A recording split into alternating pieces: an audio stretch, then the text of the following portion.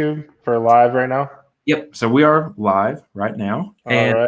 Yeah, so it is on the Racing on the Rocks Facebook page. And I think as soon as everything gets wired up here, we're going to start seeing some folks roll in. All right. I'm gonna go ahead and share it right now to my Facebook page then. Absolutely. And the beauty of Racing on the Rocks is it is completely unfiltered, unrehearsed, everything. It is as cut and dry as it gets, man. So That's awesome. I'm down. yeah, man, I enjoy, I guess the thing I enjoy most about doing this show is it really is authentic, and I feel like sometimes I put on my, like, I don't want to say like announcer voice, but like my professional voice, and really I tell people my opinions on everything, regardless if it's tires or political views or whatever it may be. This is just a conversation between two people. It does suck that we're not face to face. We talked about that before we got rolling here. But especially with COVID and all that stuff and the distance, it's nice to at least have some conversation about this. Yeah, I mean, this wouldn't have been possible for me. Like we're so far apart, so definitely a plus side of technology, I'll say. Absolutely. Okay, everybody, we're going to get this ball rolling here. I'm Jesse from Racing on the Rocks, and this is Justin from Blown Budget Offroad. How are you, Justin? Good. How are you, man? I'm doing good. Enjoying the new baby life. You told me when we were doing our scheduling that you will be joining the new baby life here very soon. Are you excited? I am. A couple more months, and I'll be right there with you. So, is it a boy or girl? Girl. Oh, so listen. I have a 7-year-old stepdaughter who is the greatest thing in the entire world. Boy, like I have neighbors that come over and like neighbor kids that come over and play and stuff like that. But and I see what it's like to have a 7-year-old boy. But dude, my girl is like full of attitude and sass, but at the same time, she is completely sweet. There's something just so sweet about having just this sweet like little girl. So there's checks and balances. I know every guy boy and stuff like that, but dude, God, I'm such a salty for my but anyways, how you doing, man? How's your day been? It is 8:23 where I am, and I'm excited to have you on the show. Pretty good, man. I'm out here in Wisconsin, so for those of you guys wondering, we're from Wisconsin. I think we're getting another like freaking 3 to 6 inches of snow right now. We got like 2 feet on the ground up here. Oh my God. Just hunkered down in my shop, getting the old Can-Am there ready for our trip out west to Sand Hollow. So like you were just saying, got a little one on the way. So trying to knock out these big trips and get some content wrapped up so that way I can hopefully push through the lull of having the little one there and kind of have a filler for, when things get hectic at home. Yeah. That was my plan. So I planned, like I if I could show you my calendar, I had people lined up for like every week to do the show, but it's one of those things where something happened and then it just fell apart completely. So I'm glad that you could make some time for me because we scheduled this yesterday. So yeah, I spent my Friday and Saturday hanging out with my boy, feeding him, and just on the couch watching some of your videos. And I told you this again before we got started. One of the things that made me want to get you on the show was the quality of what you guys do. But before we jump into that, because I'm kind of getting ahead of myself, I want to know a little bit more about you, about what you do. You've got a Mustang back there. You've got an X3. You have a giant, like a very spacious shop back there. So what do you do outside the off-road world before we dive into all this fun stuff? Yeah, for sure, man. So I'm a electrician. I'm in the trades. I got in right out of high school as a 5-year apprenticeship, went to school after work. So, just grinded through those 5 years. It was a long 5 years. But when I got out of that, making good money in the trades, I work in the Chicagoland area, which is big, obviously big city. So the scale is up. A lot of people wonder where you get your money, but I mean, it's a lot more than that. I started before side-by-sides. I started into the car industry big, and never really fell into the trap of like building a car or a truck, but I would always buy them, make them look cool, put exhaust on them and wheels and tires, lift kits, and then I'd sell them. So I flipped my way far into the Jeep world, we'll start with. And I was, me, Josh, and Billy. So for those of you guys that don't know, we're a YouTube channel, and there's three of us, me, and then Josh is my brother, and then Billy is our buddy, and we all started wheeling Jeeps together, and that's how we met. Billy was through the Jeep world, and obviously me and Josh are brothers, so we just kind of did the same thing. But I had it was a stock car chassis, so like there's an oval track up in our town for racing stock car and sprint cars, and I ended up getting a chassis from that.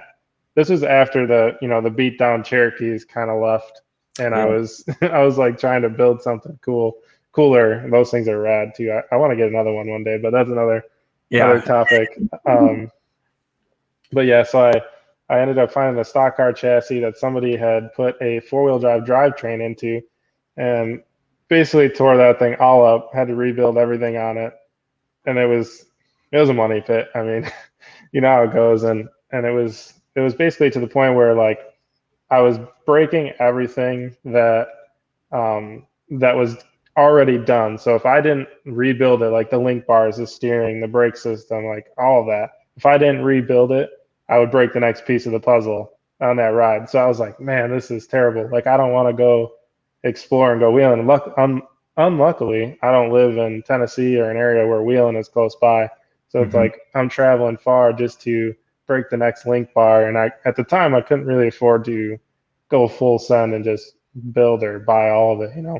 Yeah. So I was like, you know what, I'm gonna get a side by side, and that's actually what started that. Was I wanted to get like a backup rig, and it completely spiraled into now I don't have a Jeep, and the side by side industry just kind of took me.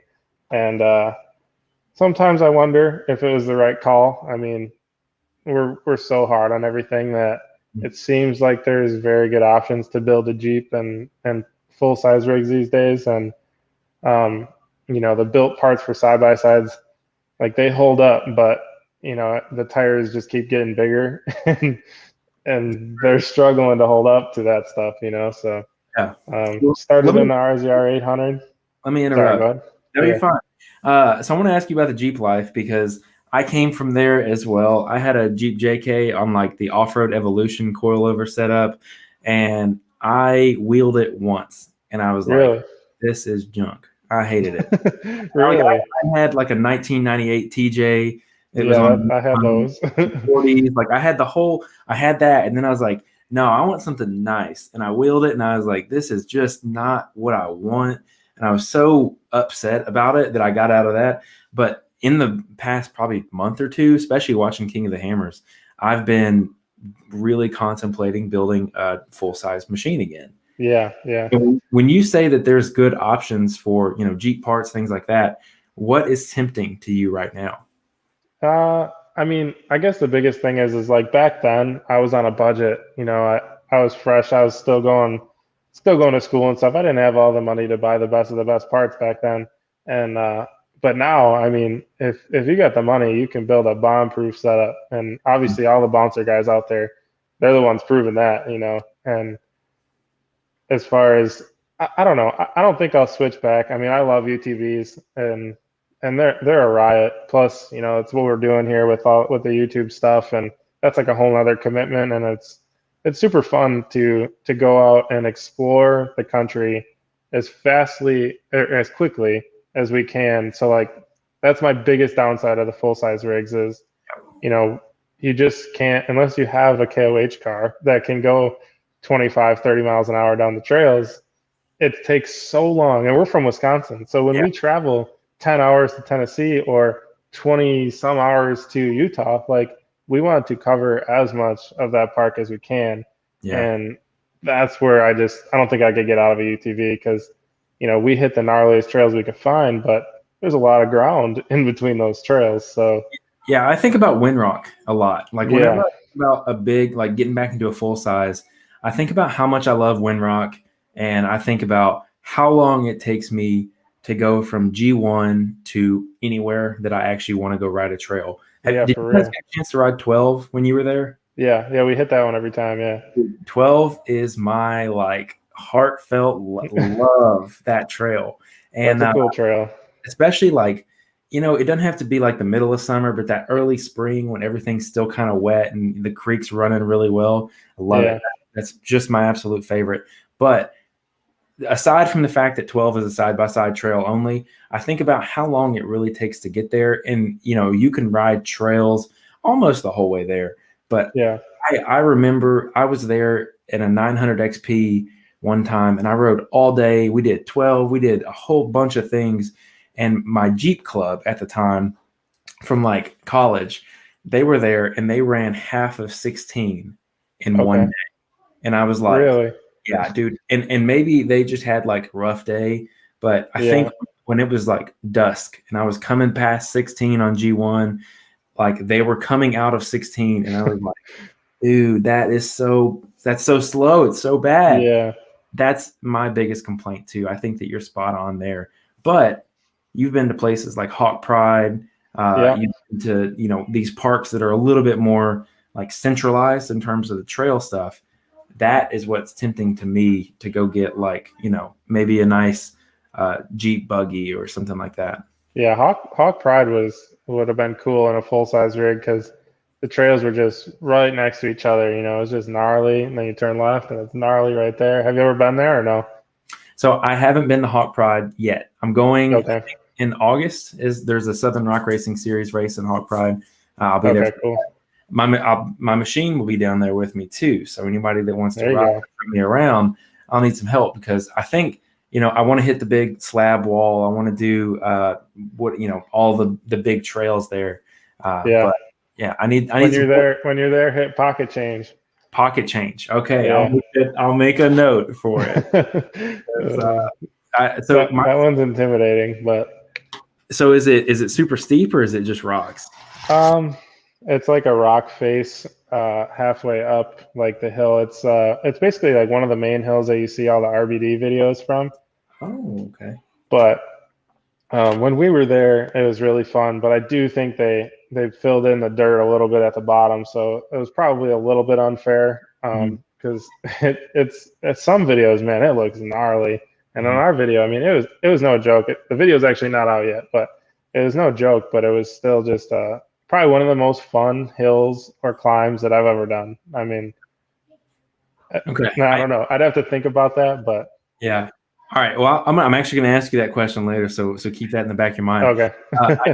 Sorry to interrupt you. I wanted to talk about the Jeep stuff because it's really been in the back of my mind, especially watching. I think Tony Genwright, he ran like I don't think it was Tony. I'm trying to remember who it was. I think it was maybe Eric Miller. He ran the Rock Crawler JL and King of the Hammers, and I was like, dude, that I can do it. I could do that. Yeah, right. I one of those. And that would be pretty cool. But I think that, you know, $120,000 for a weekend car is probably not what I need to be spending for that. Yeah. So you got an 800 and then it went. Yep. And then the 800 was fun. Things kind of spiraled. You know, the newest of the new was coming out. Then I ended up into a XP Turbo. So the 64 wide, it was a 2018. I didn't have that too long. So that's when we kind of shifted from straight up rock crawlers and Jeeps to side-by-sides. And so I had that. My brother had an XP1000, and then Billy bought a YXZ, so Yamaha YXZ. And that's where that whole rabbit hole began, because when we kind of got out of when we were getting into the side-by-sides more, we're like, let's go check some stuff out. So we went down to Black Mountain in Kentucky for our first southern trip. You know, we're like, let's go to Black Mountain. We went down there. We were just brought side by sides. We still had our full size rigs at the time, but it wasn't worth trailing across the country. It's easier to share a trailer, which is another huge plus side. Yeah, you can put multiple side by sides in a trailer. I mean, you guys know. But went down there. I blew my diff in my turbo on the stock big horns. Josh's diff was chattering and his 1000. It was just, I mean, granted, we put the beat down on him, you know. Yeah. At the time, that was back when the built diff wasn't really like out there for everybody yet. Like they were being prototyped and things like that. And that was actually the second diff I had blown in my turbo, and my buddy had blown a trans in his turbo, and I was just like, Nice. yeah, I'm like, man, I'm out. I'm out on the Polaris game, Yeah. and Billy's over here just rev limiter dump, beating the absolute crap out of his YXZ. I'm like, you know what? They're stick shifts. They're not made for what we're gonna do, but they can take a beating, so let's do it. So, I sold my turbo, and actually, I guess you could call it a downgrade. I don't know, but I went to a YXZ and bought it used, so got a decent deal on it with gear reduction and stuff already installed. So it was set up okay. And then just went down the rabbit hole of basically breaking a lot of stuff on the YXZ. Basically, Yeah. what it boils down to is no matter what I drive, I'm going to break it. So, well, that is a great lesson to learn now, because I feel like after you accept the fact that there is no perfect machine, you can really start making unbiased judgments when it comes to yeah. all of them. Now, I want to ask this too. Have you seen the new the YXZ patents that got released with like the solid axle in the back type? It's not really a solid axle. What do you think about that?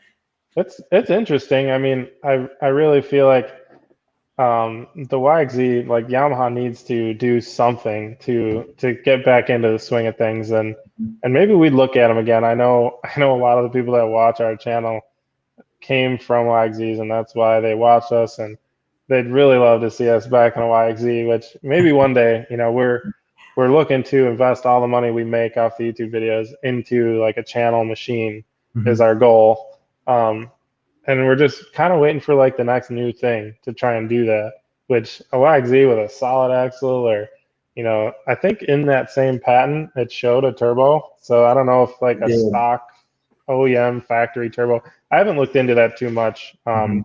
Been too busy editing and, and traveling and stuff, but yeah, it's easy to get super busy. I know that like I've got like 4 different jobs. It feels like I have my main job and then 3 different side things to keep me busy, and it's amazing that anything gets done. But one of the things I thought was really interesting was that the YXZ had in the patent, it was going to come stock with a bypass in the back. Now, how familiar are you with like shock tuning theory? Or like I'll be honest, I'm not real good with that stuff. I haven't really dived into that yet. I mean, I feel like that's kind of where things are going. I need to learn more about it, but I haven't messed with it too much. Like these things ride so much better than any Jeep or full size rig I've ever had. So it's like I feel like I'm riding on a cloud compared to those. So I've never really dived into, getting different suspension and stuff. Yeah, but I'll say this: if they could figure out a way to have, so first off, bypasses aren't legal in Ultra 4 on a UTV right now, which I think would probably that or like Works would be probably the main application for something with bypasses on it. I think I don't know, there's one rock bouncer UTV who has bypasses right now. I would like to pick his brain to see if it made any real adjustment, but it's a really interesting concept because essentially what happens is the coilover just becomes a placement holder for the coils, like the actual springs itself. And then all of the adjustment, all of the shock tuning is done on the bypass side. So it becomes a much more fine tuning situation where, you can tune a third of the piston, the second third, and then the last third, all to do something different. Either way, I thought it was pretty interesting stuff. It doesn't really apply. Yeah, I mean, like trail riders, you're never going to use it, but it's cool. Right. Yeah. I mean, it looked rad. It's cool to see them throwing something out there out of the box too, so it's cool to see Yamaha starting to step up and maybe take a step towards the big dogs. I don't know if they came out with something like that with, turbo factory. Like, I mean, that car, I will say this, like that is probably the strongest built suspension car that of all of them that, we've wheeled. Like we literally drove those things into walls, it felt like, with stock A-arms, stock everything as far as suspension goes. And we never once bent an A-arm, never did anything. We've rolled them over, and they're built, man. Like as far as that goes, the drivetrain, different story. They're, everything's weak in stock form for what we're doing. But yeah, we were breaking the drivetrain, but that's what piques my interest so much is like if they did come out with something like I feel like it would be good quality because not only would they learn from the YXZ, but that thing was a tank in itself. So I don't know. It's kind of my standpoint on the YXZ, the Yamaha. I hope they do come out with something like that. It'd be real cool to see what it does out there in the industry. Yeah, I think something that's, and I'm going to leapfrog just a little bit, and I'm going to come back like I normally do. You have you've had like all the machines, and you have a good idea about all of them. And one thing about your videos is that you break things down, almost continuously throughout the video. Like the reason that I got hung up here, like I watched recently your Trail 39 video at Windrock, and like the first hill, you get stuck, and you're like, I think that this is a wheelbase thing, and like I'm just a little lower, and I'm pretty sure the Turbo S is going to just walk it, and it walks it, and you're like, that was it, right. And then 30 seconds later, you're going up the kind of elbow climb on 39, and you just right up it, man. And all the razors seem to have big issues. So right. I mean, it's cool to see that somebody enjoys that stuff because we'll get comments of, oh, quit making excuses. You just had to hit it. It's like, it's like, dude, I'm not trying to make excuses. I mean, maybe sometimes, but like most of the time, it's just trying to, show you guys and relate with like the viewers on kind of have them. Our goal is to try and like bring you guys with us, And I feel like the relation of that, like being able to relate and see not only that, but like show kind of like why we do the suspension and the things we do, like all the high clearance, because it's like one rig doesn't have high clearance trailing arms, it's game over. Like they just get hung up on everything. Yeah, so I'll say to that, my machine I've got now is the first machine I've had with high clearance trailing arms, and I am astonished at the difference. I mean, it's only an inch and a half or so that's the difference, but I used to beat the crap out of those stock razor arms, and I don't think I haven't even hit my ORB ones once. It's pretty amazing the difference. Yeah, it really is. So I want to ask your takeaways from the YXZ. What was give me your two favorite things, and then your two least favorite things about that machine. Oof. Or give me general thoughts. How's that? So I'll go with definitely my favorite thing was the fact that the stock suspension, like I just talked about, I'm not going to get into it again, but the stock suspension was legit. Like it was super strong. You couldn't drive a Can-Am with the stock A-arms into a 3-foot ledge and hit it like a jump. Like some of the stuff we're doing, it's the only way to get through the stuff is to hit it with speed and jump through it. And we got that mindset because of the YXZ. They don't crawl very well. You got to use momentum. They have no torque at all. So like unless you're up screaming them, it's the only time they're making any kind of power. But so I'd say the fact that they're that strong is really cool. I'd say probably the biggest downside of the YXZ is the aftermarket support is super low for what we're doing. I mean, I get that there's companies out there for like the desert stuff, and unfortunately that's not what we're doing. So it's like it's hard to build the ultimate car for what we got going. It's like, yeah, we could have long traveled it. We could have made it ride good. We could have put a turbo on it. We could have put, I don't know if you've heard or seen about the crawl box that's out for them. No. So that's like almost, from what I understand, I haven't looked too much into it because I obviously don't have YXZ anymore, but it goes in the drive line. So like in place, like it'll go down drive line from where the transmission is, and it just reduces the gearing down and you can select it. So kind of like a transfer case on a Jeep. Yeah, that's cool. That's really cool. Yeah, but it's big dollars. I mean, I think it's like $5,000, so it's like that's a little too much. Right. And by the time you do that and long travel and a turbo kit, it's like, dang, dude, you're up there. You know what I mean? Yeah. And then still our biggest problem was, blowing front diffs, which it's kind of a running joke. I actually see a couple of comments in the chat about blowing diff off road because we got that figured out. If there's a diff out there to be blown, we'll get it. But and there was at the time there was nobody working on a built diff. So it's like, it's hard to build a car knowing that. Yeah, you have a major weak point. Yeah, exactly. So kind of spirals, into, I don't know if we're there in the conversation, but like why one of the biggest reasons I chose a Can-Am was coming from I was blowing diffs in my turbo RZR, which I understand there's good options out there for that now, but Mm-hmm. back when I chose it, there wasn't. Mm-hmm. And then when I went to the YXZ, it was the same thing, blowing diffs with nothing to do about it.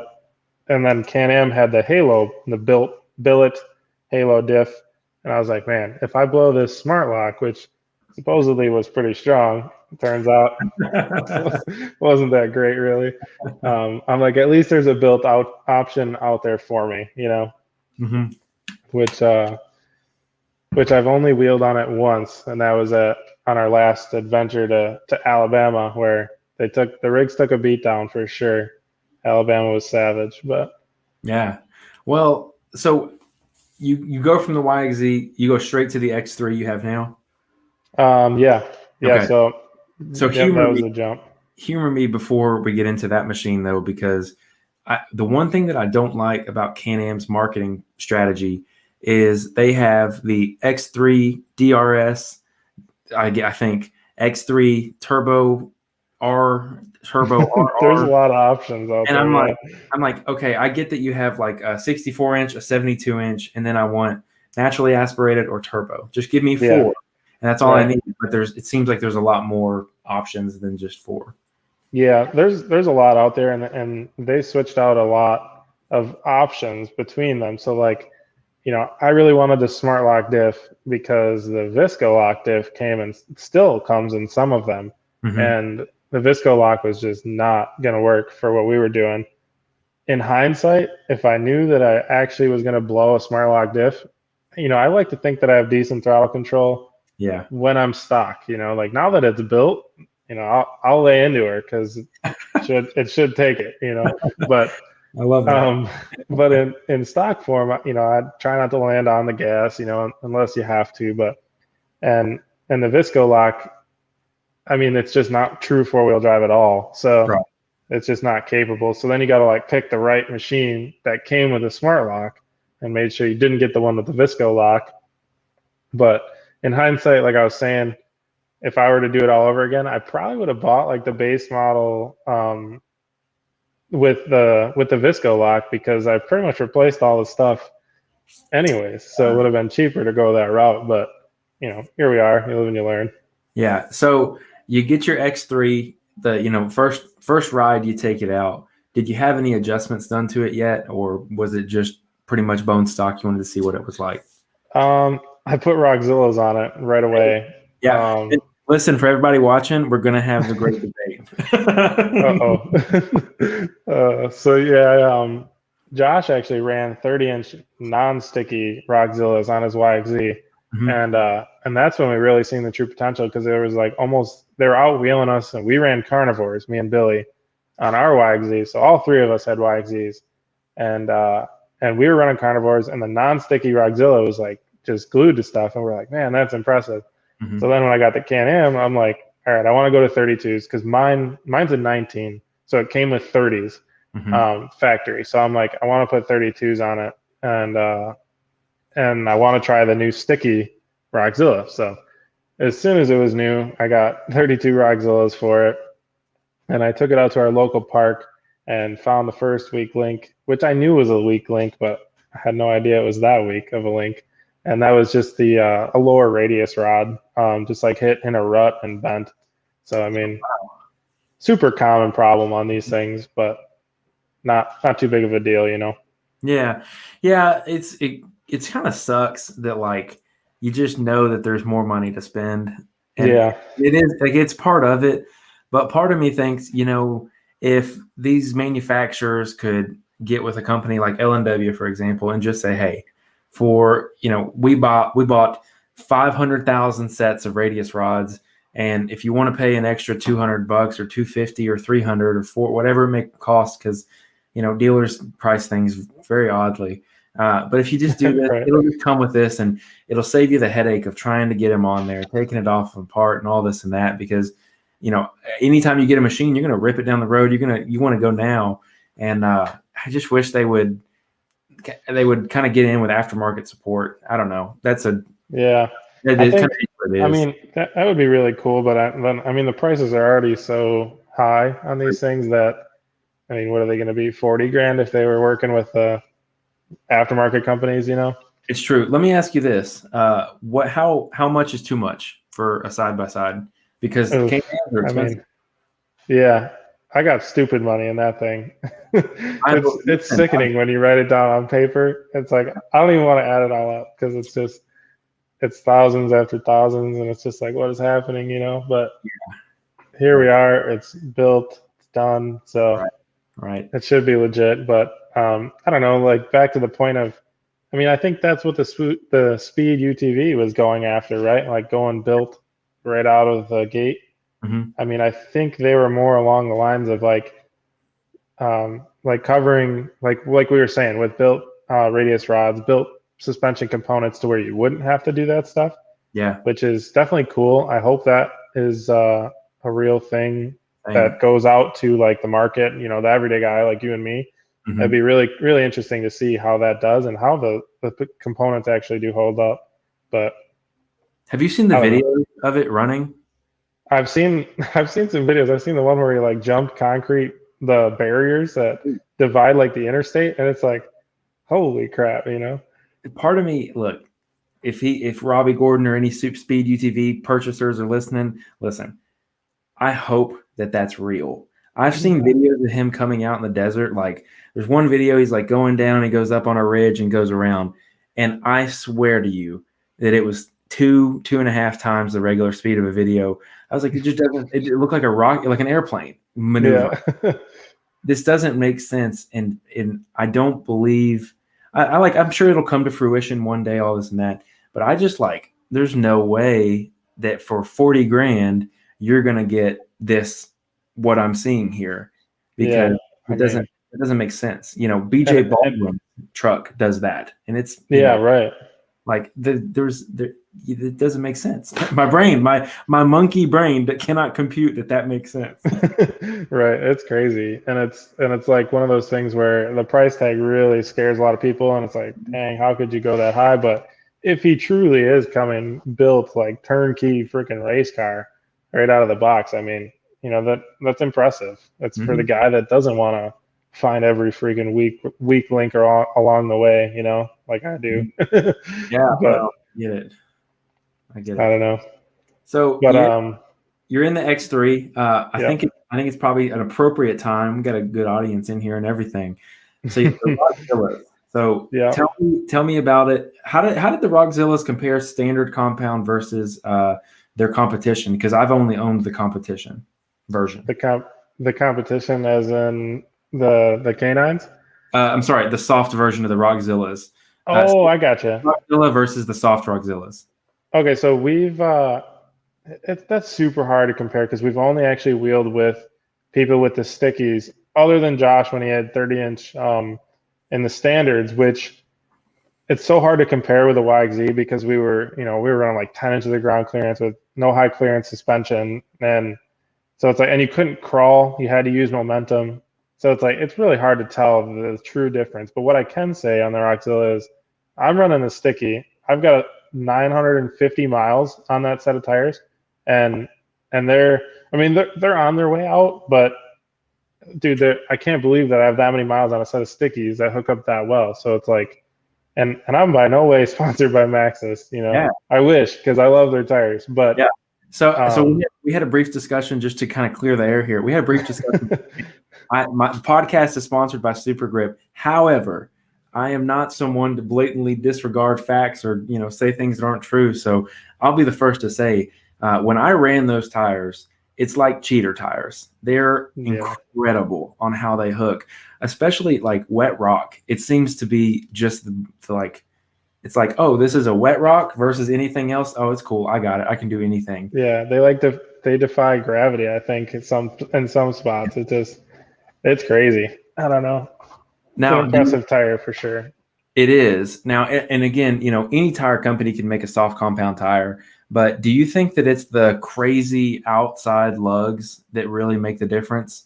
I think the amount, this is just my opinion, Sure. but I think the surface area that the Rockzilla really covers really gets that traction on the rock because you got so much rubber grabbing the rock at that time, and just the quality of the compound is like the biggest thing. So I won't name names, but like another tire, we haven't talked about it in this podcast yet, but they're super soft to touch Yeah. that Billy ran. So, those of you guys that are watching from Bone Budget, you'll know what tire we're talking about. But those ones, no, we're actually not.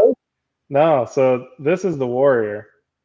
Oh. So Billy fell into the deep end of the Warrior. Yeah. And the tires seem so soft, and we're like, man, maybe it'll be a little bit more aggressive for the mud and snow and stuff that we ride in sometimes, than the Rockzilla, because the Rockzilla does not do good on snow and ice. But we don't really ride that, even though we're from Wisconsin. We don't really like riding that stuff. We head south and hit the rocks. But so when the Warrior came out, we're like, oh, it's a sticky tire. Let's try it. So Billy went with that on his Turbo S that he just got at the time when the Warrior was the second revision of the Warrior too, and they just didn't hook up nearly as good as a Rockzilla, and the compound would legitly just flake off, like if you know how with a sticky with Jeeps, like you get on an obstacle, you heat them up a little bit, and like you almost just like glued to it. Well, when you would do that, because it wouldn't just crawl it would legit flake off like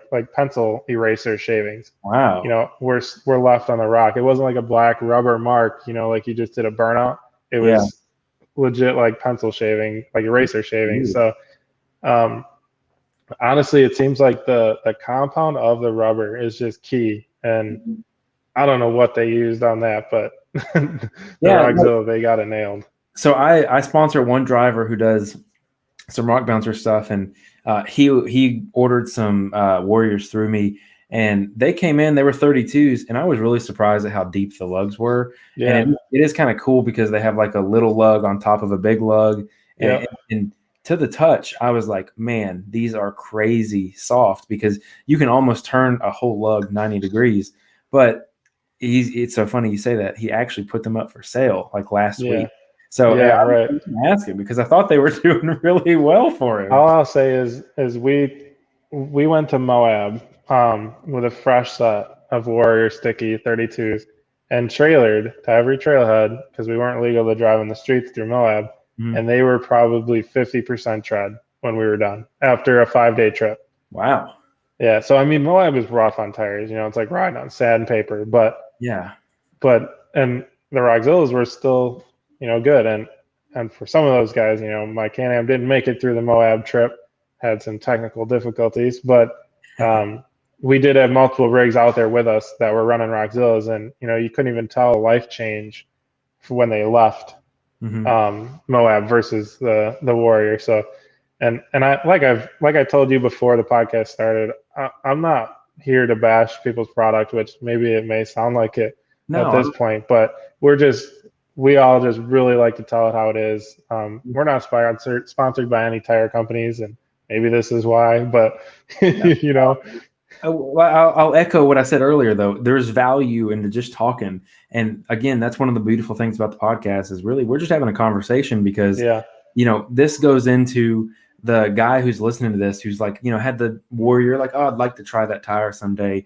You just, may have saved them $1,200 of disappointment or whatever it comes out to. So I think it's really worth it. And I think that when you put something on social media, like in writing, like, if someone posts a picture and like, oh, these Warriors are the best thing ever. What do you think about the Warriors? And someone comments, they're slicker than, baby poop.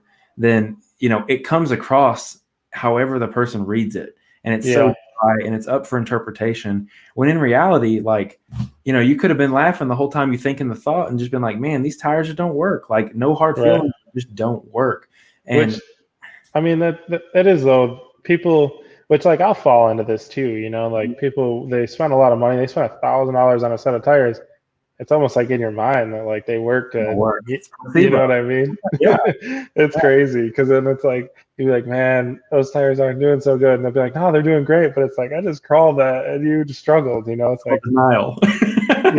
So it's funny. I mean, I get it from all different aspects. And what I'm talking about when I compare tires is like extreme conditions, like I mean, if you guys watch the videos, it's the hardest trails we can find. So, and these other tires would probably be great for, an average trail rider hitting some hard trails. But like when we set out to go across country and nail the hardest stuff we can find, like it's pretty important for us to have a tire that makes it possible for us. You know what I mean?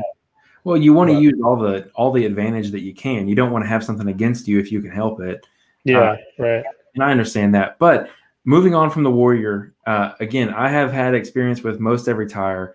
And I noticed in the Trail 39 or the Windrock Trail 39 video, one of your buddies was running the K9. And you did mention that it was like the couple days before Christmas, everything was iced over. Yeah. And he looked to have a little bit of issues. And I wanted to ask about it because I have I have a couple sets, and my set of 30s, I've got 700 miles on, and my set of 32s probably only have like 40 or 50 miles on. I just got them recently.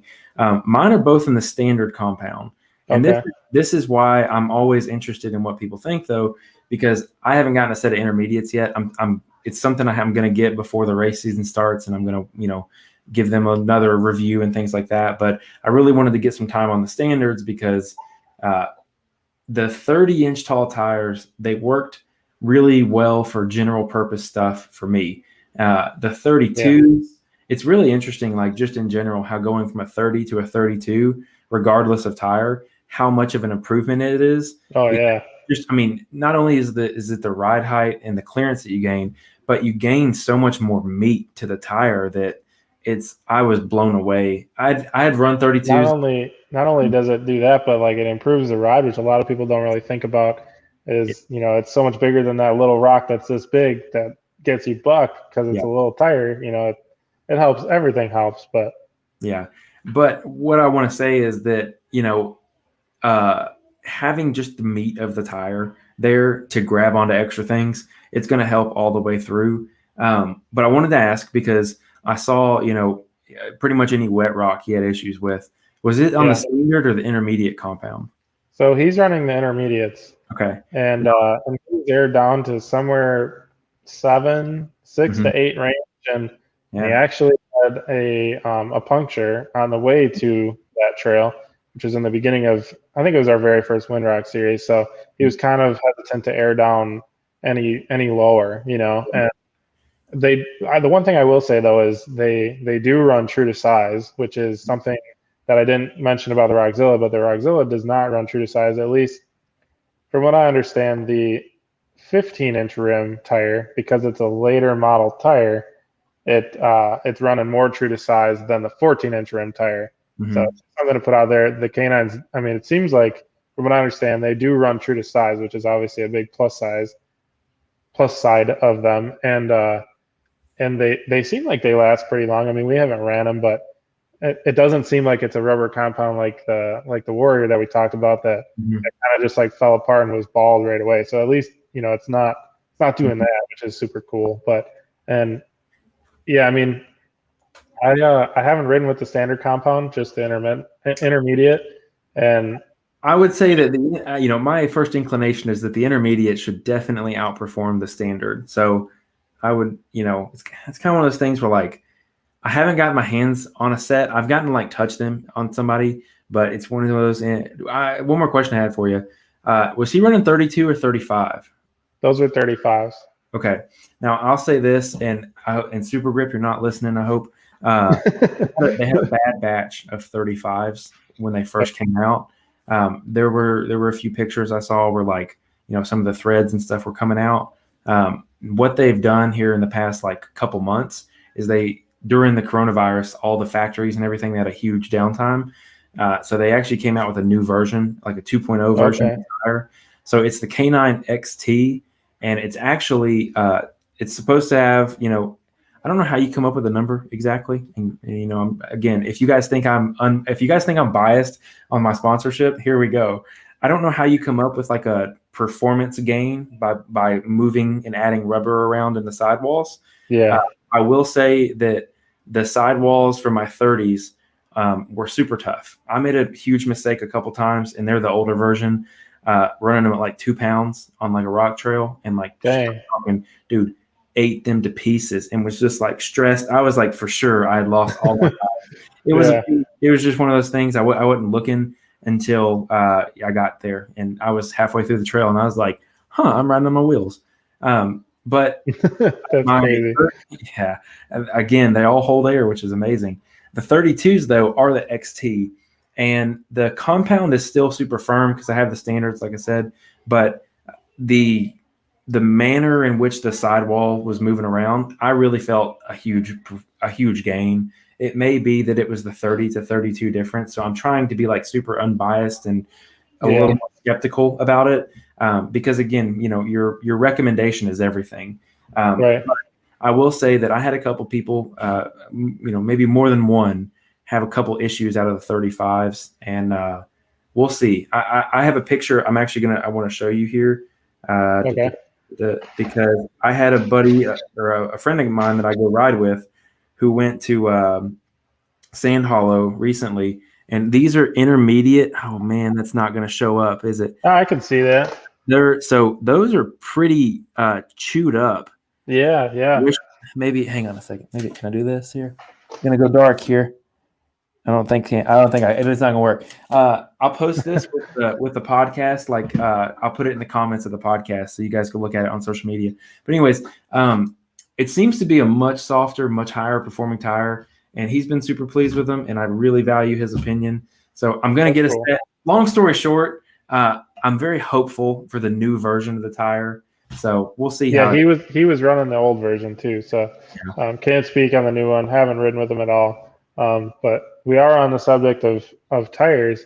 Yeah. I see Josh over there in the comments. So shout out to him for sticking with us in here. But he says confidence, just one word, because that is the biggest thing. So he ran the Coyotes, the stock Turbo S wheels. He just switched to Turbo S, ran those, and that was the same trip that we were riding with the canines at Windrock. Yep. And so that's kind of what I was getting at, is like, it's almost unfair on rock, the riding we're doing, to compare to the Zillows, because they're just really good. Mm-hmm. But the Coyote didn't stand a chance either. So I mean, it was like the Coyote was similar to the Canine, like it's a good all around tire, but it wasn't outperforming on the rock, which is fine. But it's just crazy what a bad tire, not a bad tire, but what a tire that doesn't have as much grip as your buddy who just crawled up something, what it does to your confidence, and it's funny that he said that, because a lot of people don't realize, they're like, oh, you don't beat your rig like you used to in the old one. It's like, because he doesn't move with the tires that you're running, so it's like, it's tough to do that. But it is. And another thing too, that I don't want to be this guy, but like, if you carry momentum, tires help, because obviously it's the thing touching the ground, right? Yeah. I think in certain cases, like, I think that the Rockzilla is in a class of its own when it comes to like performance on rock and things like that. Yeah. I've seen a set of super grip canines that are super cut, that a guy sent me a picture. They're posted on my social media.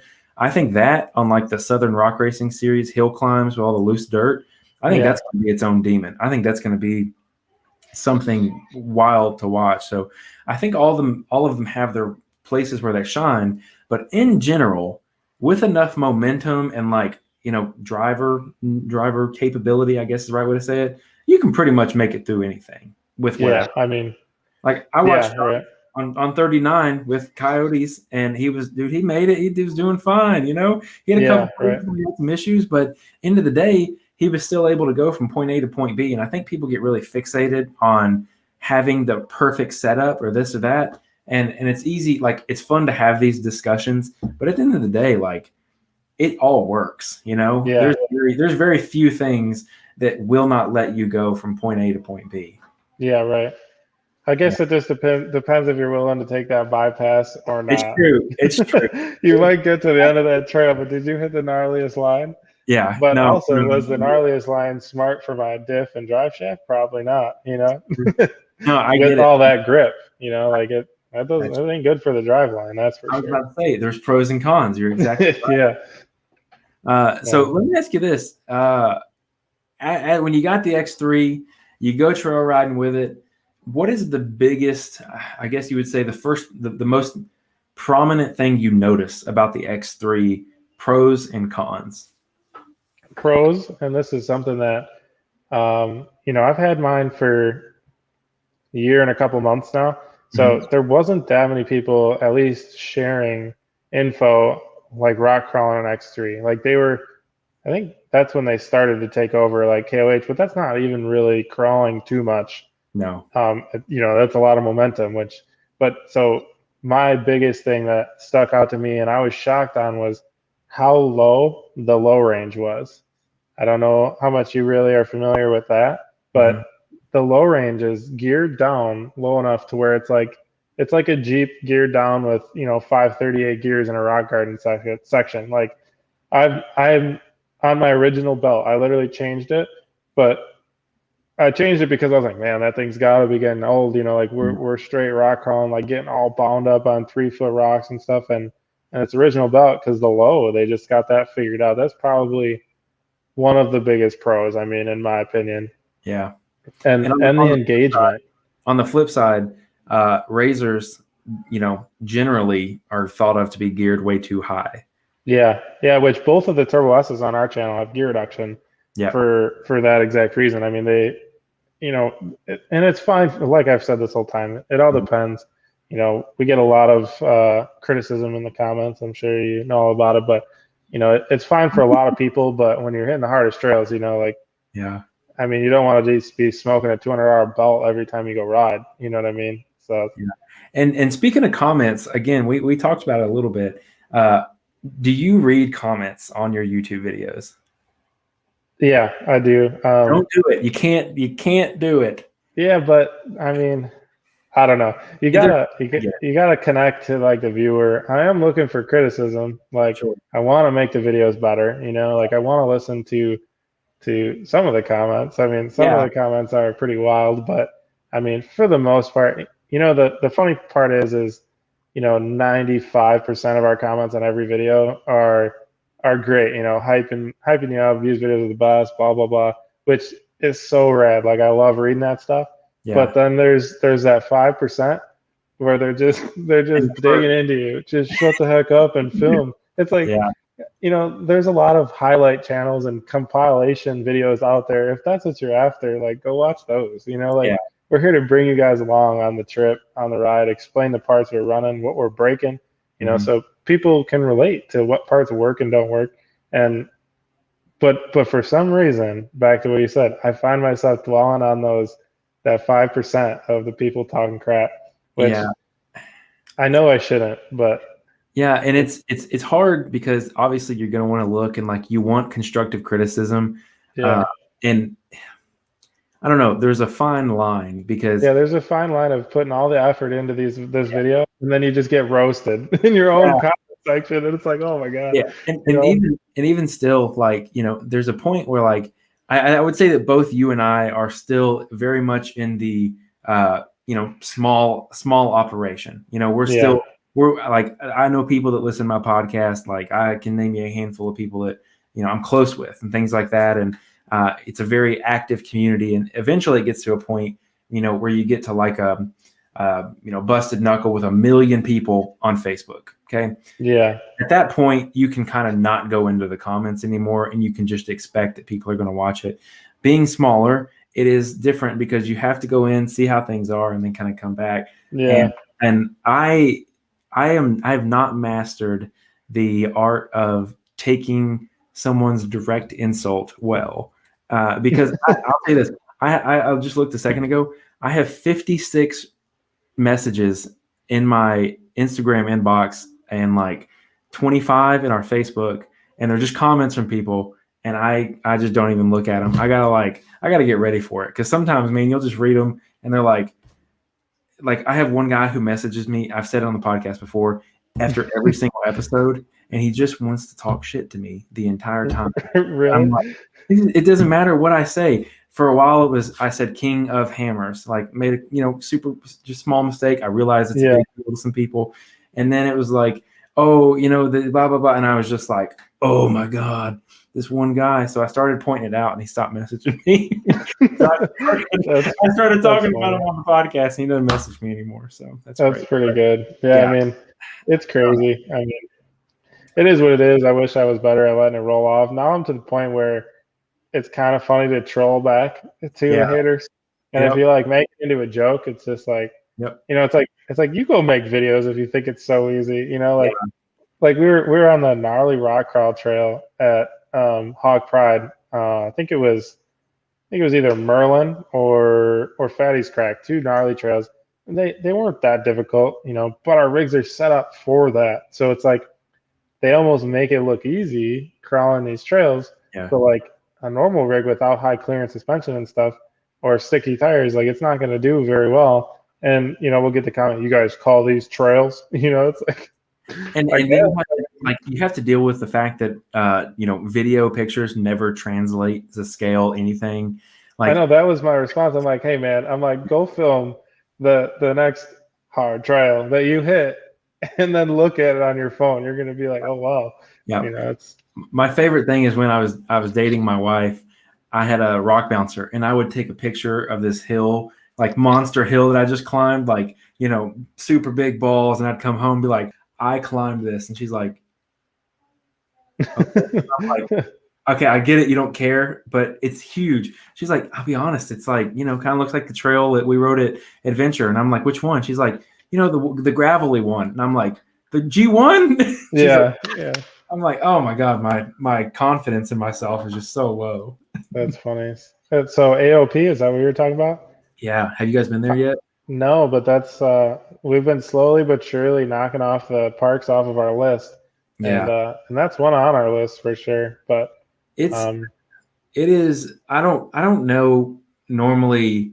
So it is the park that I go to most often. I'll say that. But it's also in my opinion, the least side-by-side friendly park, because you have like blue trails, which they're okay hard, but the blue to black, it's not necessarily like steepness or one particular section that's particularly hard. It is all of a sudden the rocks go from probably up to your knee to up to your shoulder, and there becomes a point when you just can't necessarily do it in a side-by-side that well. And like Trail 41, which is like their waterfall with all the crazy climbs off of it, like 41 is an awesome trail and you can run it in a side-by-side, but you have to take the bypass because the regular line, you have to have like a 40-inch tall tire. It just doesn't, you just can't do it otherwise. Saying that you're 10 in Wisconsin, I don't know how long, maybe 10, 12 hours for you to get there. Yeah, it's like 9.5, 10 hours. It's only 500 acres, and I'm not sure that it would be worthy of a 12 or 10 hour drive. I'll say that. Yeah, so that was, if we were going to do it, we were going to do it like we did Hawk Pride and Stony Lonesome, which was the first time that we've ever hit two parks in one trip. But it was kind of similar. If we're driving, I think it was a little over 10 hours down to Alabama, and it was like, we want to be able to wheel for a couple, 4 or 5 days. So we did Hawk Pride for 2 days, which was perfect. And then we went to Stony Lonesome for 3 days, which was more than enough also. So yeah, Stony's cool. I've only been there once. It's a really cool park. Yeah, it's that place was fun. If I had to pick between the two, I'd probably pick Hawk Pride myself. But yeah, I think I don't know. It's just like the trails at Stony Lonesome. That for me, I have like this mental barrier of like if I'm gonna beat down my rig, like I want it to be on like some trail that I want to complete this trail, like Trail 39, like completed. You know what I mean? But when it's like you pull up to the bottom of this hill and it's just like a rutted climb up the top of the hill with a name, it's like, but you could have just drove around. Yeah. And it's like almost like one of those things where I don't know. I just really like the trails. So it's like Hawk Pride had a lot of trails that were named, whereas like once you started it, like there was very few bypasses. You had to get through that obstacle, and then like it just gives like a whole nother meaning to me. I don't know. Like that was just my side of it. And at Hawk Pride, it was like a lot of trails were very cool, very rock crawling, with a little bit of mild beat down, but it wasn't like straight thrash or the gravel trail. You know what I mean? Like yeah, it was a very good medium between there. So honestly, I think we talked about it a little bit before we went live here, but that's probably number one of all the parks I've went to. Wow. So Yeah. give me a quick run of everywhere you've been, because that's a So, pretty big statement to say. That's dude, a I know. It's like it's tough because, you know, uh, that was the first trip I've ever gone with like I'm running a Halo 30 with RCV axles, like full built, Mhm. so it's like, I was able to kind of beat it down more than typical without failure, so obviously that plays into like the fun factor, obviously. But we've been to Brimstone, we've been to Windrock a couple times, 2 or 3 times we've been to Windrock. We Mhm. went to Royal Blue and Tackett together, so that was a trip. We went to Moab. We've been to S'more, um, Okay. in Missouri. Mhm. We have been to our like local park. It's 3 hours from us, which is the Badlands Oh up yeah. there. We've been there obviously a million times. Trying to think. I think that wraps up a lot of the parks we've been to. I mean, that's a pretty good chunk of them. Yeah. Well, I'd say you hit a pretty good chunk of if you were to highlight the areas or the parks in that area, you hit the highlights. Um, that's pretty good, man. That's a big statement for Hawk Pride in comparison to things Yeah. like having never gone to the Badlands and things like that. Like, that's an Ultra 4 park. That's a Jeep park that has like, these in my opinion, like legendary zones where like you need to go one time of the year, things like that. So I don't know, man. Oh, I just seen Billy chime in there. Uh We went to Black Mountain huh. also and Dirty Turtle. So What do you think of Dirty those are Turtle? honestly, it was really fun. Like if you're willing to hit some of them big nasty like bouncer climbs, Hmm. it's a riot. Other than that, there's not much to offer. Hmm. But we had our cages built at Razor Sharp Customs, Justin Frazier, Hey, yeah, it's good. and when we picked him up, we went to Dirty Turtle because it was only like 20 minutes down the road.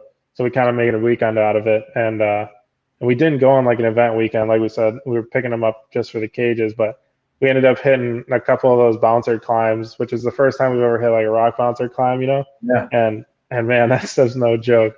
And that wasn't even the gnarly ones. The bouncer yeah. climbs at Hawk Pride are just those are mind blowing to me. Like I don't even understand how. Well, actually, I don't think a rig's ever been up the one at Hawk Pride, but I've seen Bobby Tanner freaking launch into the sky off of it a couple times. But Yeah. I Well, don't I'll know. tell you this: if you go to Adventure, uh, give me a call and I'll meet you down there. First off, Okay. if I can get away, I'll meet you down there and we'll go Yeah. riding.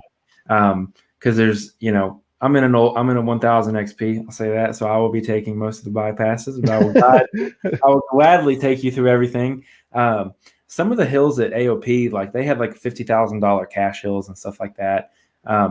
Those are good. The hills at Windrock, I think it's been probably 2 or 3 years since I've actually been to the bouncer side of Windrock.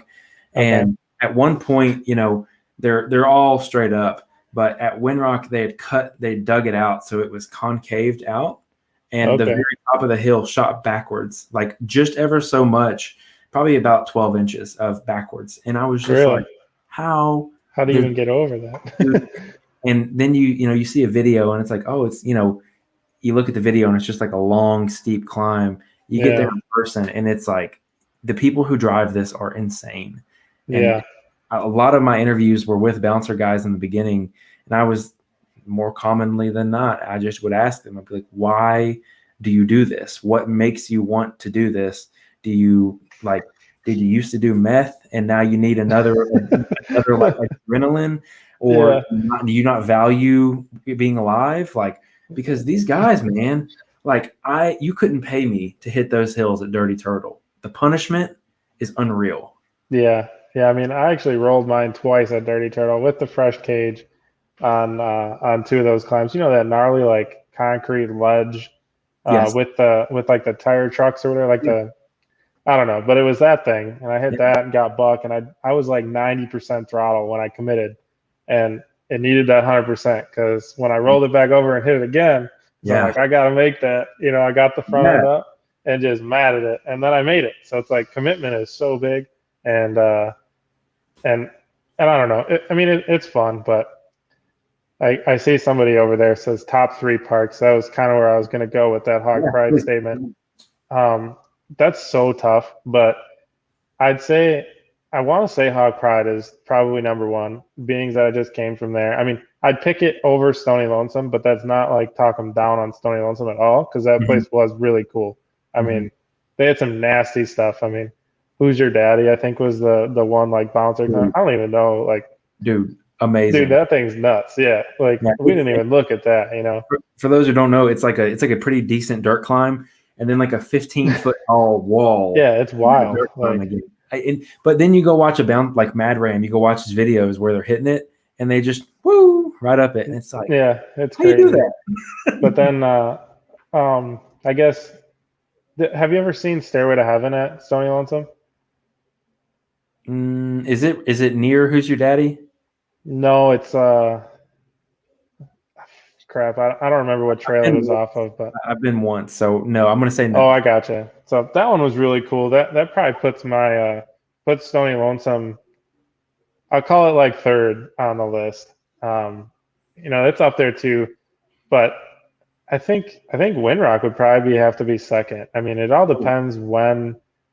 We always tend to go in the winter, so like commuting to like Trail 57 or 39, like the other side of the park, like Yeah, sometimes it gets old, like driving in puddle after puddle after puddle, and we're not running like fender flares or anything, so and that it's that's the good water. That's that water that's been there for a couple months. yeah, dude. And then you just get to the trail, and by the time you get there, your jacket's soaked, and it's Yep. like 30 degrees because we're there in December, and we're like, dang it, man.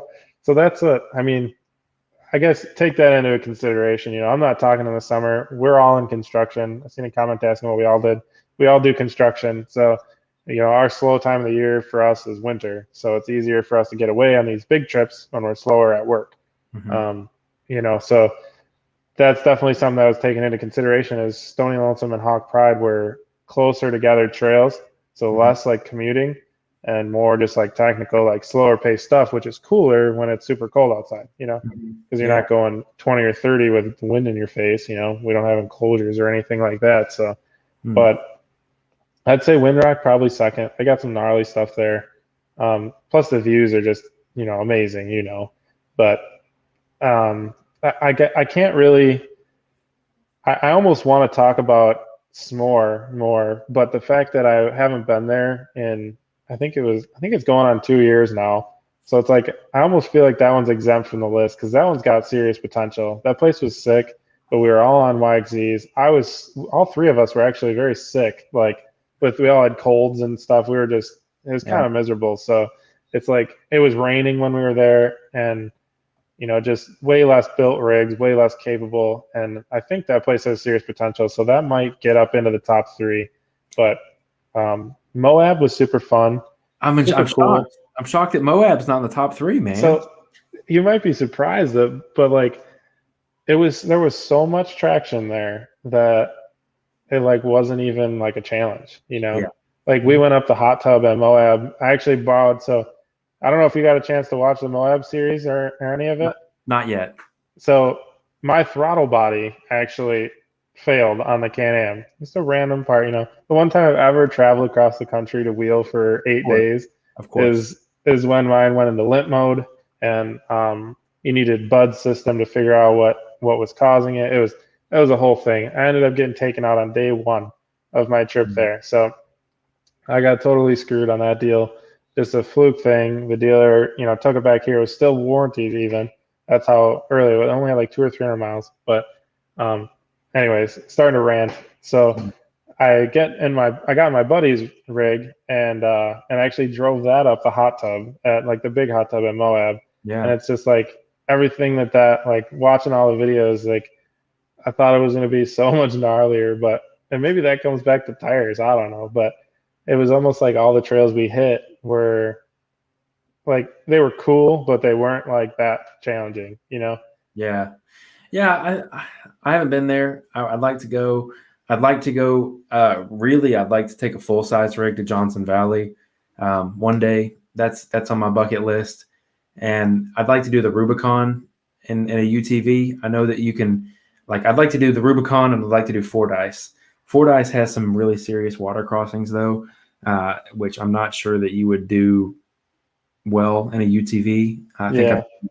I don't know, like they have a rainy season where they're up and down, but I've seen 40s get swallowed by that. So, oh well, yeah, not it. But I'd like to go just bucket list it, just go see it, be a part of it, all that kind of fun stuff. Yeah, for sure.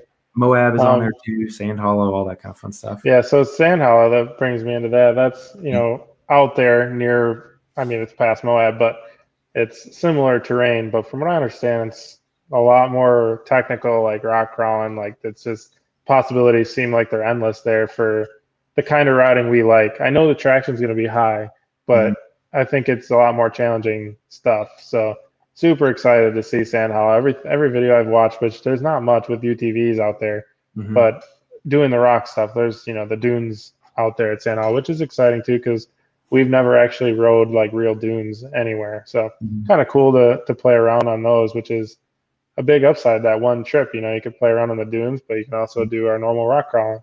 Yeah. But looking over here in the comments again, I see Josh over there. He said his top 3 is Hawk Pride, Black Mountain, and then S'more. And for some reason, I keep forgetting Black Mountain. And Black Mountain, I don't know. It might honestly bump Windrock out of the second place. Wow. I forget about Black Mountain, but that place is rad too. I mean, they got the views and the technical trails and a lot less commuting. I mean, it's just personal preference, you guys know. But yeah.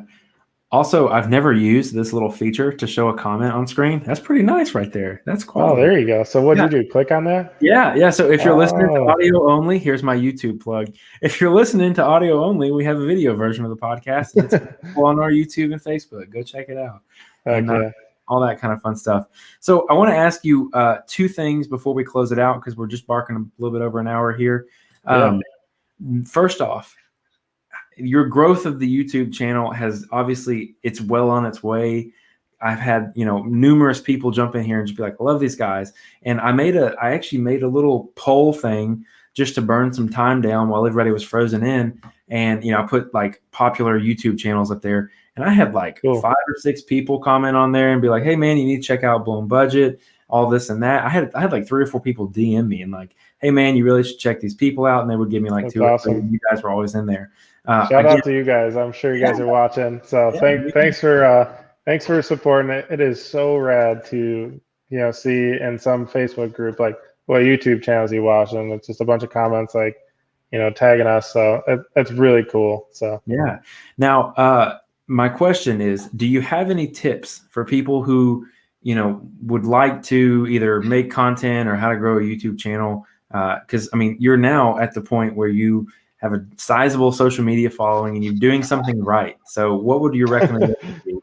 Well, thanks, man. I appreciate that. Sure. It means a lot, but I would say the biggest thing is, and I don't know, I'm not big yet. So like, it's hard for me to say like what worked for me, but we're just over 10,000 subscribers at the time of this video, which was a huge milestone for us.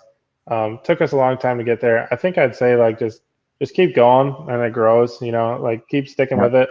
And I mean, the people will follow. I'd say stay true to, to your thoughts on everything. Cause I think people really, really envy like the truth. You know what I mean? So it makes people like you as a person. And I guess the biggest thing that, when I started a YouTube channel, it was like, man, there's just not much out there that you can relate to what the people are running for parts, what they are breaking, So that was like my biggest thing is like, what are these people running? What are they breaking? And it was always just action, action, action, which I'm sure some people do want that and some people would rather have that. But I think storytelling is like the biggest thing to make like successful videos, to keep like the viewer entertained. And obviously that's just my opinion, but like that's what I like watching. Like I almost find myself falling off of, even though I love the action, you almost like lose the interest, or you're like, man, I don't know what driveline he's running. And maybe it only matters to guys that, run super gnarly trails because we're always breaking. I don't know, Oh man, I think that there's something about that. And again, that's what drew me to want to have you guys. Like, we've been talking about being on the show for some time now, and it was flexibility, helped all of this, but also I was like, dude, this is good work. And this is something new because, there's a big push for like trail riding is kind of making its come back right Yeah. now. And, people I want to say aren't as interested in the race stuff, but racing took a back seat last year because of COVID and stuff like that. So it looked a little different, but I think it's very relatable to see trail stuff, but I might get some hate for this. I used to be in college, I used to be a big Whale Life fan, like Okay. loved their videos. And it's why I built Offroad Evolution. Like, I mean, you want to talk about like being a total fanboy. I went full Off-Road Evolution, everything, because I was like, I've seen these products, I know they work. And the thing that I really liked about them was that you got to see the people. It wasn't just them, hitting the trails and like no sound or no music or anything like that. It was, a story of how these people had this trip and had a great time and this and that. And I probably watched their Rubicon 4-part series maybe 500 times. Like, Yeah. I loved it.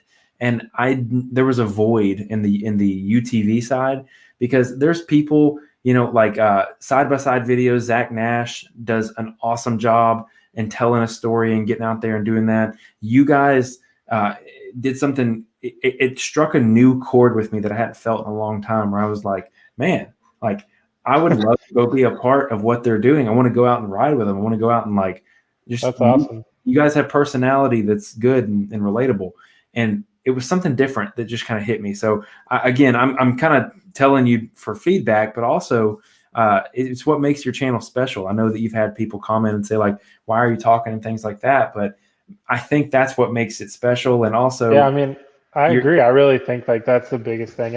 And when we started, it was always like we'd film and we would just like commentate from behind the camera.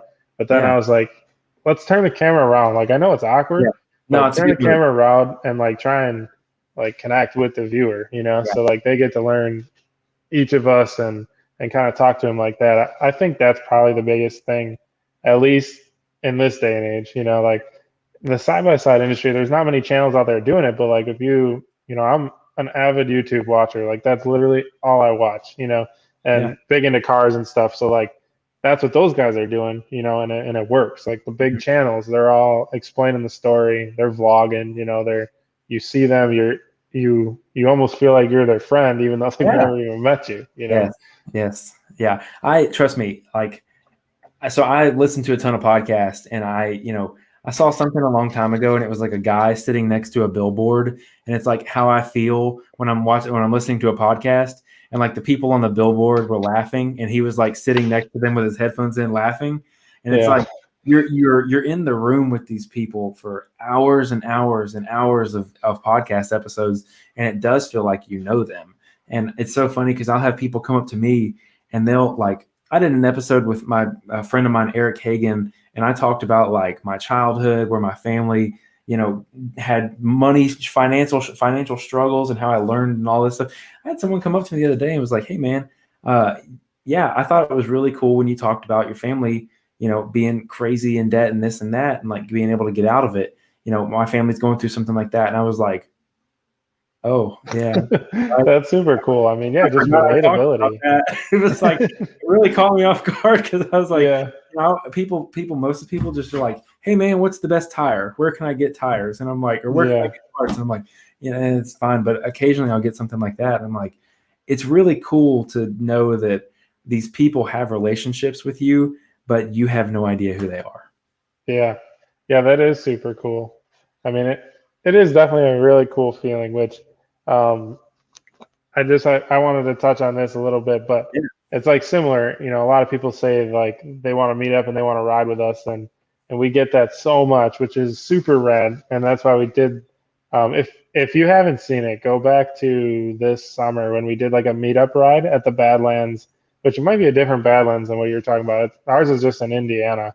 It's just an off-road park. It's like a smaller scale, but it was super cool to wheel with a bunch of, we had like a group of like 20 or 30 like viewers of the channel that met us out there, and it was so rad to see like they didn't hit the gnarly stuff that we typically hit, and it's almost like natural because that's our local park, So we do Yeah. it all the time, and it was really cool to get some people out of their comfort zone and really send it and see like what their machines are capable of. Like it was really rad. So I mean, that being said, though, I know everybody wants to ride with us everywhere we go somewhere, and we get Right. those comments about like, oh, why didn't you hit me up when I was here? You know, it's like we'd But, love to ride with all you guys, but yeah. I mean, with filming, it takes so much time.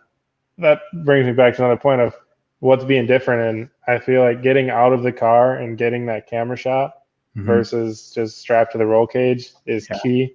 So, Hmm. but it takes a lot of time and a lot of effort. So that's why we try to keep our group smaller. But Yeah. just wanted to mention that. Yeah, for sure. So the last thing I have for you, because I can hear my baby Oh calling. no. Yeah. So where's the future for Blown Budget Off Road? What does the future look for you guys? What does 2021 look like? I mean, I know our biggest trip that we want to do is we for 20. Well, I mean, we're going to Sand Hollow, so that's a big trip for us. But we want to try and make it to KOH for 2021. Ooh. So, or 2022, whatever year that falls into, 2022, I guess. But, and we want to check it out and we want to potentially maybe run it the following year. So, That's I pretty don't cool. know. It's just that's never been said other than me, Josh, and Billy have talked about it. Yeah. Um, it would be super rad and it would be super cool to make some content like building up to that. And like I honestly, as much as this kills me inside, like I wouldn't even want to drive because like the inside like creator in me, like the content creator in me, would just want to film and get the right audio and the right camera angles and like vlog it while we're racing. Yeah. UTV is what we would choose, obviously. Mhm. And I just feel like that would be super rad. I mean, unfortunately, California's like 30 hours away from us, but I don't know. It's something that we really want to do. I don't know. It definitely won't happen this year. Could Mhm. it? Maybe, but I think we need to go down there, at least watch the race, and we want to bring our rigs and wheel so that way we can at least like get a feel for the terrain and everything before committing to doing it. But I feel like it would be super rad, but it's tough because there's a three of us in the core that would want to drive, Yeah.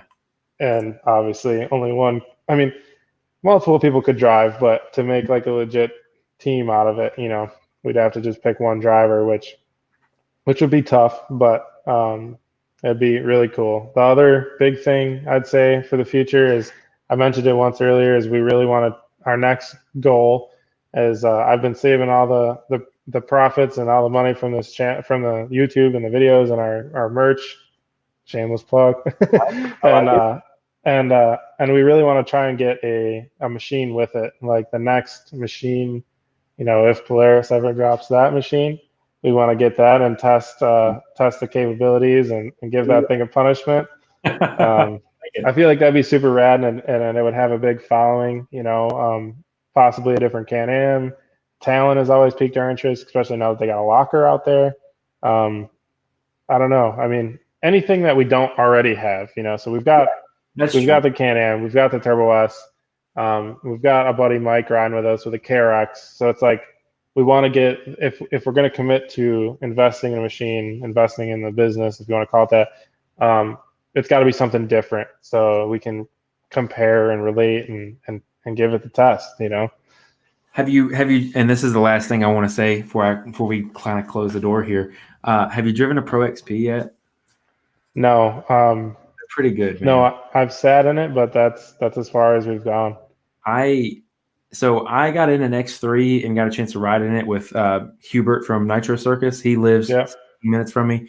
Um, the frame seems disproportionate to the amount of power you have, and I think that like just like it feels like a rocket ship, and it's like apples and oranges when I try and compare these two.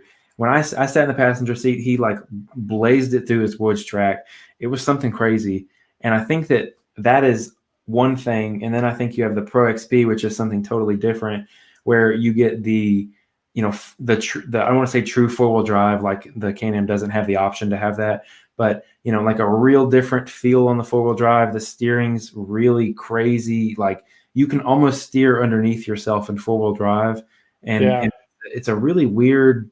Like you have a lot of visibility, but you're sitting lower than the XP model. it's a really just different machine that when you drive it, like I think they're kind of ugly, and I think that they did some things That's wrong. probably my biggest holdback. Dude, they're call it what it is. But It's not the but best. when the people that are long traveling and like the more like bouncer style cages that you see coming out, like I think they look pretty good when they're wide with a low cage and stuff. I mean, We'll see. but I've got James Cantrell, who is an East Coast guy. He is building a 72-inch version to race in the Southern Rock Racing Series stock okay. class, and he's doing Ultra 4 with it. I want to see his and see what comes of that because I think that'll be an interesting thing. But go if you have access to one, just go drive it on a trail. It's just different. And like I haven't had the opportunity to drive a Turbo S. I would like to have that, and I've owned an RS1. An RS1 is like Mario Kart. It's so funny. Like, Those dude, things intrigue us for sure. if you guys want to just like putz around in the woods and like go fast, regardless of the situation, it's kind of Yeah, crazy. Like I always talk about the steering being the biggest differentiation between all these machines because I think they're all fast, and you can fix the suspension to work in any environment, regardless of right. machine. But like when it comes to steering, some things suck at steering, like rock bouncer chassis, they just suck at steering. And like there's to me that's the difference. RS1, you turn it and it's like a bicycle. How when you turn a bike, as soon as it's turned, you're going that direction. Whereas like my 1000 XP, you turn it and it feels like a truck where it kind of like it like pulls you around a little bit. Whereas the RS1, you like turn it and you're going that direction. Yeah, It's like a go-kart, It's yeah, very, super nimble. Yeah, dude, they're fun. And I've seen them climb like rock ledges and things like that. It's like they just bounce on top of everything. It's very, very strange, but it's its own thing. But anyways, if you get the opportunity, go drive a Pro XP. It's a head scratcher because it's a good machine and that's I cool. don't know. Anyways, there's my pitch for Polaris because I like that machine a lot. Yeah, I'd like to have one, but we'll see how it all turns out. Maybe next year. yeah, right. Maybe it's got the budget right now. Yeah, I But hear that. That's yeah. coming. So to close it out, was there anything else that we did not talk about? I don't think so, man. I mean, I was gonna ask you. That was one thing that I was curious about was what would be next for you for a machine. I know you talk about your XP 1000, but Yeah. maybe you kind of just hinted at it that you'd pick probably a Pro XP, but I don't know. If But money is no object, I'd get a 4-seat Pro XP. I think my next machine will be a 4-seater, just because of never hurts to have enough room for the family and stuff like that. yeah, But they're a little too small, so it's not super relevant. I've never owned a 4-seater, and in like just general trail riding stuff, which is primarily what I do, they're really fun, and I've seen them climb crazy things, and maybe a Turbo S, maybe, but I really, really liked the driving capabilities of the Pro XP. I've thought about an X3. When I was just fresh out of college, I had a job making way too much money, sat in a cube, like hated my life. Dude, it was the worst. And I was like gonna buy an X3 and a turbo, and like it was one of those situations. I was having like a yeah, quarter life crisis, and the only reason I didn't pull the trigger on an X3 was that they just didn't have one in the building I wanted to buy it from. Uh, yeah, so I would like to have one of those, but I would not like to pull everything out and have to stiffen the frame, like I've heard you have to do at some point. That's my only hesitation. yeah. I mean, it's not too bad. It's just the frame gusset kit in the front's all I'm running, and it's been Right. holding up great, which is just a couple $100 and it bolts in. It's Yeah, really not the end of the world, but they I all went. need something.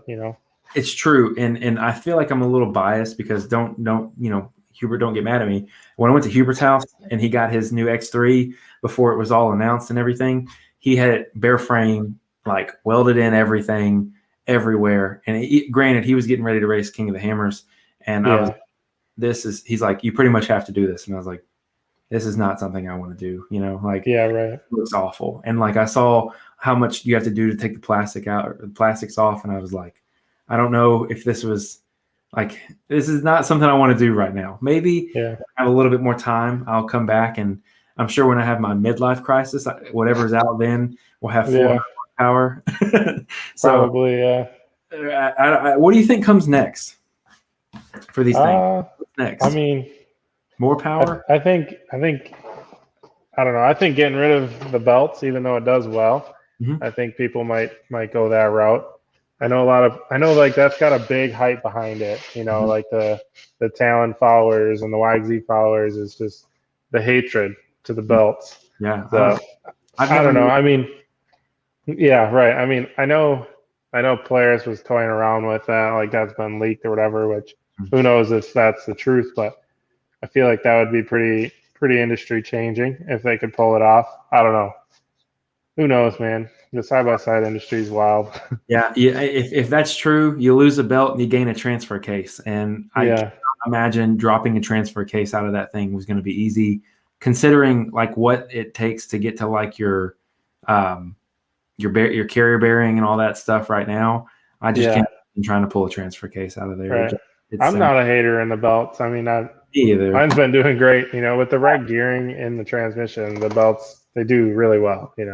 Not to mention, if you go the transfer case, if the patent is true, there's about 8 U joints in the driveline. Yeah. You want to talk about a vibration issue?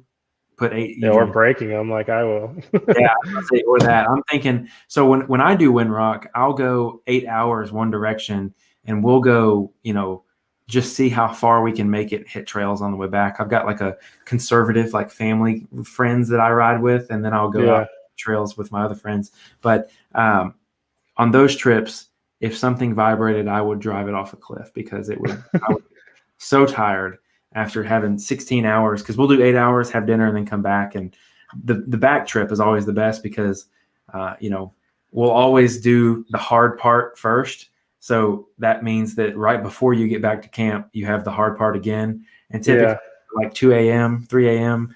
And my family friends like to allegedly like to drink. So it's always a little saucy at 2 or 3. Right. But, yeah. Anyways, cool, I rambled. I apologize. Anything else? Anybody you need to say thank you, or any sponsors, anything like that? I mean, we've just got a couple people backing us. I hope I don't forget them, but Custom Splice has been hooking us up with recovery gear, real quality stuff. So thanks to them.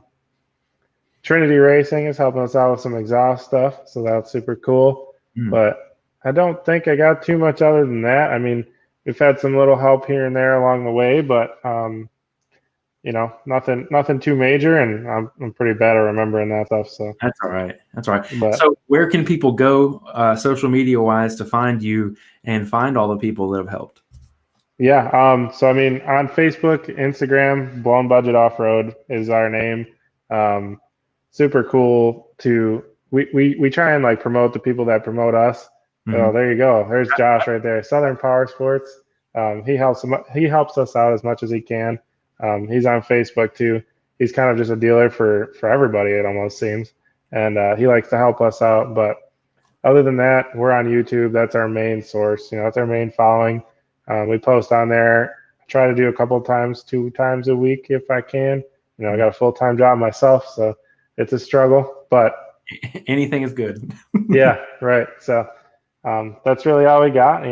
Show some love if you're over there and you're new from the podcast. It'd be cool to see somebody that may have gained, and hopefully we got some longtime listeners from our world over here. So yeah, it's always a two-way street, man, and it's always an absolute great thing. Next week on the podcast, I think we talked about it a little bit, maybe on the air. Can't remember. CT Raceworks will be on the show next week, so looking forward to having Alex Reed in. Super rad. I'm running some of their parts, and it's been nothing but good to me. So yeah, well, they built Kyle Chaney's King of the Hammers X3 chassis. So I don't know. There's a big. I'm not going to get into it because I need to. Why? I've tried to end this like 5 times, and I keep going. Dude, yeah, I'm sorry, man. It's easy to ramble with people you can relate to. So it's me every single time. So no hard feelings. But all right, everybody. Thank you. Blown Budget Offroad, Facebook, Instagram, and YouTube. Make sure you guys are subscribed, and thanks for listening to the podcast. It means the world to us. Y'all have a great night. Thanks for watching, guys. See you guys.